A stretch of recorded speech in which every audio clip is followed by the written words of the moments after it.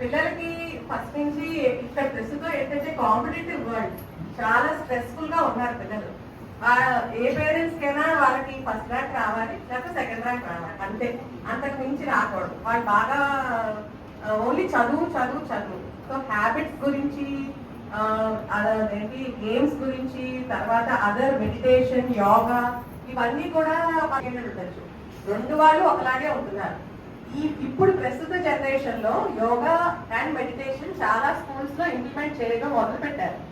But పూర్వకాలం ఏంటంటే చదువు అన్నది ఇట్ వాజ్ ఆల్వేస్ కాంపిటేటివ్ గానే ఉండేది, కానీ దాంతో పాటు పిల్లలకి ఎప్పుడూ ఒక 1 అవర్ ప్లేకి ఉండేది, ఒక 1 అవర్ ప్లే పీరియడ్ ఉండేది. అసలు నాకు ఇప్పుడు నేను చూస్తున్న పిల్లలు ఎవరికి కూడా అసలు ప్లే పీరియడ్ అన్నది, గేమ్స్ పీరియడ్ అన్నది ఉందో లేదో నాకు తెలియదు. ఇప్పుడు స్కూల్స్ లో అసలు స్కూల్స్ అన్ని కూడా పెద్ద పెద్ద బిల్డింగ్లు కూర్చుని అక్కడ ఉద్యోగం తప్ప వాళ్ళకి ఒక టీచర్ స్టూడెంట్ రిలేషన్ కంటే who is the best student, ఆ స్టూడెంట్ తోనే రిలేషన్ ఉంటుంది even for the teachers. So అక్కడ దానివల్ల ఏముంటుందంటే వాళ్ళు ఆ స్ట్రెస్ ని ఇంటికి క్యారీ చేసుకుంటున్నారు. ఇంటికి వచ్చేటప్పటికి మా టీచర్ ఇలా అంది, ఫస్ట్ ర్యాంక్ రావాలి, లేకపోతే ఆవిడ సరిగ్గా నాతో మాట్లాడుతూ వాళ్ళు చూడరు, సరిగా మమ్మల్ని పట్టించుకోరు. అక్కడి నుంచి ఇంటికి వచ్చేటప్పటికి ఇంట్లో కూడా వాతావరణం చాలా ఫేవరబుల్ గా పిల్లలకి ఉండాలి. ఉండకపోతే వాళ్ళు ఏం చేస్తారంటే ఇన్ బిట్వీన్ పేరెంట్స్ కూడా, పేరెంట్స్ ఇద్దరు వర్కింగ్ అనుకోండి, వాళ్ళు కూడా ఇంట్లో వాళ్ళు టైం ఇవ్వట్లేదు పిల్లలకి. ఎవరో ఒకళ్ళు కొంచెం సాక్రిఫైస్ చేయాలి, అంటే మదర్ ఆర్ ఫాదర్.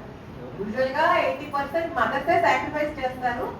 ఆ మదర్స్ కూడా చెప్పే విధానంలో చిన్నప్పటి నుంచి వాళ్ళకి బీజం మైండ్ లో పడాలి. ఏంటంటే మనం ఎదిగే కొద్దీ ఒక్క చదివే కాదు, అన్నిటిలోనూ మనం రాణించాలి. అది నెంబర్ 1.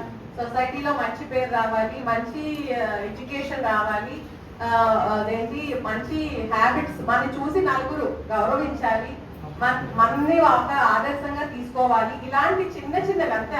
అది ఎక్కడ ఎందులో ఉన్నావు, నువ్వు ఏ ఫీల్డ్ లో రాణిస్తున్నావు అన్నది కాదు. ఏ ఫీల్డ్ అయినా కూడా అవుతుందంటే